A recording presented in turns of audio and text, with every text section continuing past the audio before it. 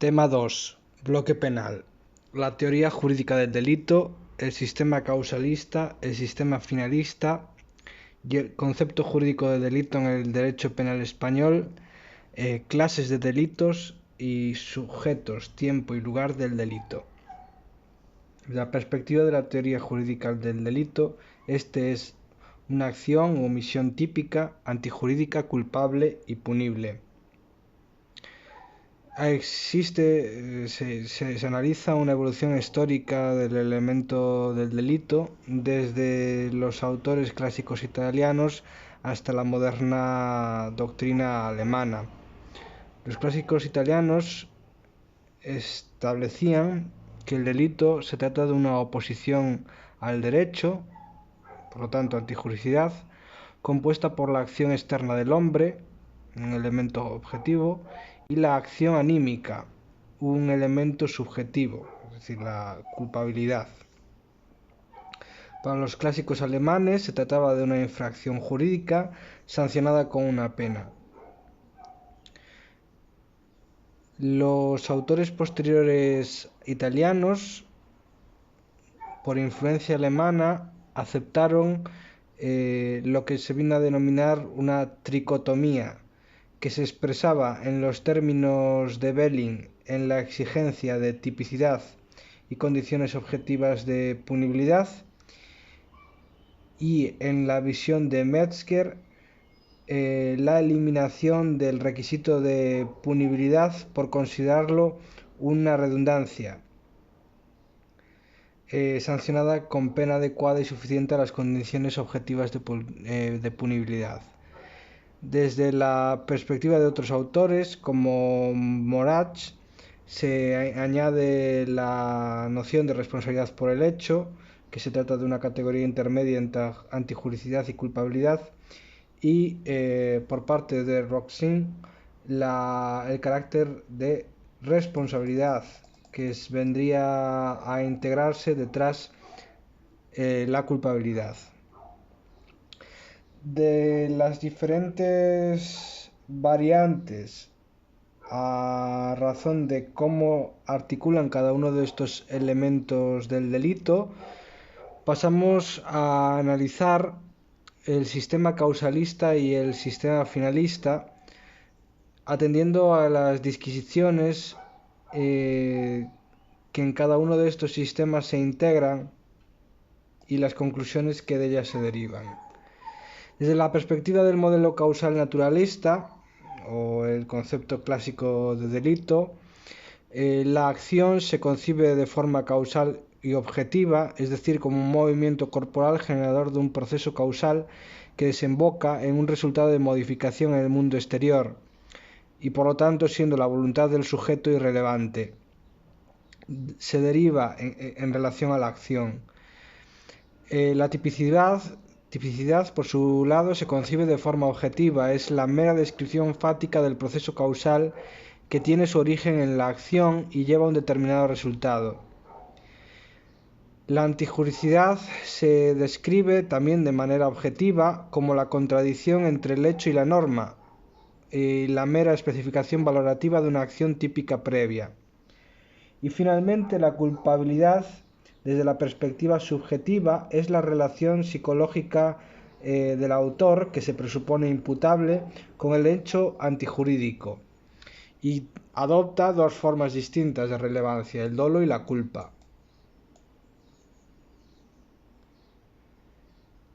La crítica fundamental de este sistema, del modelo causal naturalista, es, dentro del sistema causalista, es la configuración de la omisión, pues no cabría dentro de su descripción de la acción, ya que no se produciría una modificación del mundo exterior. Y además, el problema que surge en este modelo causal naturalista, los delitos de mera actividad, en los que acción y resultado se confunden y no daría lugar a los elementos exigidos. Desde el sistema causalista también debemos analizar el modelo neokantiano o concepto neoclásico del delito, que aparece en Alemania en 1930 y se adopta en España por la doctrina en 1940. En este caso, obtenemos que la acción es un principio, no redefine el concepto, sino simplemente aboga por la revisión del mismo, y posteriormente acoge el concepto social de acción propuesto por el autor alemán Schmidt. La tipicidad se concibe de forma objetiva y subjetiva, de tal manera que se realiza una descripción objetiva de la acción y además se admite la inclusión de elementos subjetivos distintos del dolo, por ejemplo, el ánimo de lucro en el hurto. La antijuridicidad, por su parte, se concibe como elemento verdaderamente material del delito, y la culpabilidad se concibe de forma mixta, normativa, según el juicio de reproche, y psicológica, según exista dolo o culpa. Sin embargo, el núcleo del análisis de culpabilidad sigue siendo el mismo al modelo causal naturalista. De esta manera se superan las problemáticas que daba el sistema causal naturalista en relación a la descripción de acción. Desde la perspectiva del sistema finalista, sin embargo, aparecen diferentes concepciones. La más relevante es la de Welzel, el alemán, en 1930 y 1940, y desarrollado hasta 1960. En este sistema, la acción se concibe de forma subjetiva como conducta humana con un determinado fin que se manifiesta en el exterior. La tipicidad y la antijuricidad se conciben también de forma subjetiva por hacerse en relación a la acción. De esta manera, lo relevante es la finalidad de realizar los elementos objetivos de un hecho típico, es decir, dolo, que ya no es forma de culpabilidad, sino del injusto típico. Y en el tercer elemento, la culpabilidad se reduce a la imputabilidad, análisis de imputabilidad y la conciencia antijuricidad del hecho, y en tercer lugar la ausencia de causas de exculpación, y por lo tanto se pone fin a la distinción entre antijuricidad y culpabilidad. De esta manera, lo que sucede, y la crítica que se realizó al sistema está bien fundada, se produce la hipertrofia del concepto de acción por incluir en ella elementos extraños, y ha de asumirse que este sistema realmente no ha logrado imponerse, aunque sí se ha generalizado el concepto de pertenencia del dolo y la imprudencia al tipo de injusto. No cabe terminar el análisis de la teoría jurídica del delito sin hacer una breve mención al sistema funcionalista, la doctrina alemana de 1970, que funciona a modo de síntesis de los otros dos sistemas, que rechaza el sistema finalista, pero que asume el traslado del análisis del dolo al tipo de injusto. Solamente mencionar los dos autores fundamentales: la corriente moderada, encabezada por Roxon, con su funcionalismo teleológico y racionalista, y la corriente radical, encabezada por Jacobs, con su funcionalismo sistémico o sociológico. Desde la perspectiva del derecho penal español, se encuentra el concepto jurídico de delito desde la perspectiva positiva en el artículo 10, cuando se señala que son delitos las acciones o omisiones dolosas o imprudentes penadas por la ley. De esta manera se estructura el delito como integrado por la acción, acciones y omisiones, por la tipicidad y antijuridicidad, en la expresión penadas por la ley, integrada por la culpabilidad en la medida en que se hace mención al carácter doloso o imprudente, y al requisito de punibilidad, penadas por la ley. Este concepto, recogido en el artículo 10, ha sido objeto de crítica por Sáenz Cantero, pues la culpabilidad no se agota en el dolo y la imprudencia, ya que un simple vistazo al Código Penal se observa que existen otros elementos que se integran en el análisis de culpabilidad, y además la referencia hecha por Cobo del Rosal y Antón Vives a si la conducta realizada, la acción u omisión, era o no exigible. De esta formulación, sin embargo, lo que se debe constatar es que no se puede deducir argumento decisivo en torno a si se opta por un sistema causalista o un sistema finalista, tal y como hemos definido con anterioridad. En cualquier caso, sí que es cierto que se excluye cualquier tipo de valoración de responsabilidad objetiva en el momento en el que el artículo 5 del Código Penal establece que no existe pena sin dolo o imprudencia.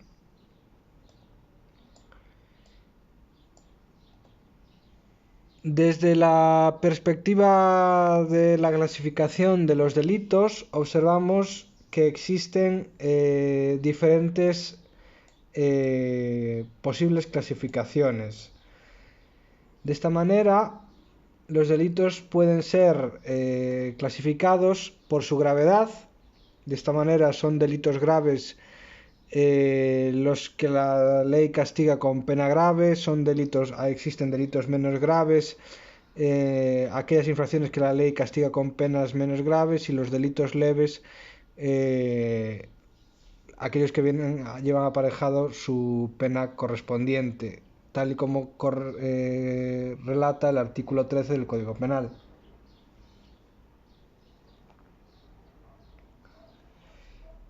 Desde la perspectiva de la motivación, existen delitos comunes y delitos políticos, y esto se relaciona con el artículo 13.3 de la Constitución española, en el que se refiere a la extradición y que solo se concederá en cumplimiento de un tratado o de una ley, entendiendo el principio de reciprocidad, excluyendo por tanto la extradición de los delitos políticos, no considerándose como tales los actos de terrorismo.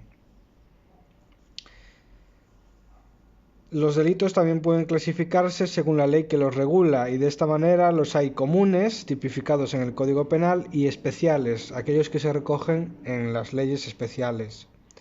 Si se clasifican por el sujeto activo que los perpetra, los delitos son comunes, que pueden ser realizados por cualquier persona, o especiales, que son realizados por personas con cualidades concretos. Los delitos especiales asimismo son propios o impropios, dependiendo de si pueden ser cometidos por otros,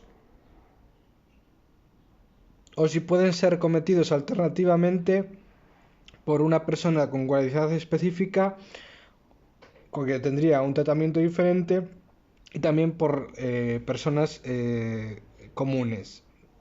De esta manera, es un ejemplo de delito especial propio, la prevaricación judicial, mientras que lo es un ejemplo del especial impropio, la conducta constitutiva de hurto, que puede ser realizada por autoridad o funcionario público y podría llegar a constituir malversación de caudales públicos. Si clasificamos los delitos desde la perspectiva de la acción, estos son delitos de acción, de omisión o de comisión por omisión. Desde la perspectiva de la relación entre la acción y el resultado, los delitos pueden ser materiales o de resultados, o delitos formales o de mera actividad. De esta manera, unos lesionan un bien jurídico desde la perspectiva material, un ejemplo clásico, el homicidio, mientras que otros los lesionan bienes jurídicos, pero no requieren un resultado material, por ejemplo, las injurias. También se puede clasificar los delitos en relación con el bien jurídico protegido, de tal manera que hay delitos de lesión, que lesionan efectivamente el bien jurídico protegido, y de peligros, es decir, que lo ponen en peligro. Atendiendo al medio con el que se realizan, los delitos pueden ser de violencia o de fraude. Además, los delitos desde la perspectiva de la culpabilidad pueden ser clasificados en dolosos, imprudentes y preterintencionales. Desde la perspectiva de la perfección del delito pueden ser intentados, consumados, agotados e imposibles. Y desde la perspectiva de la unidad o pluralidad de la acción los hay instantáneos, permanentes, continuados, simples o complejos, progresivos y habituales. Desde la perspectiva de su persecución, los delitos pueden ser perseguibles de oficio o en virtud de denuncia o querella del ofendido. Y en relación a la constatación del delito pueden ser flagrantes o no flagrantes.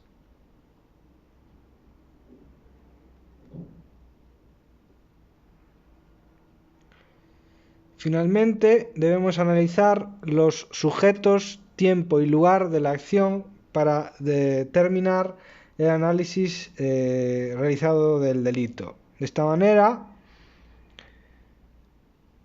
son sujetos del delito el sujeto activo, que es aquel que realiza la acción descrita en el tipo y que puede ser persona física o persona jurídica, desde la introducción de la responsabilidad penal de las personas jurídicas en la Ley Orgánica 5/2010 de 22 de junio, y son sujetos pasivos los titulares del bien jurídico protegido, sea este titular el hombre, capaz o no, la persona jurídica, el Estado, la sociedad. Y de esta manera debe establecerse que no debe confundirse el sujeto pasivo con el perjudicado, pues en ocasiones coinciden, por ejemplo, en el caso del delito de lesiones, pero en ocasiones no, por ejemplo, en el caso del homicidio. Y relacionado ello con la regulación que se realiza en el artículo 113 de la indemnización de perjuicios materiales y morales, en los que se incluye no solo al agraviado, sino también a los irrogados, a sus familiares o terceros.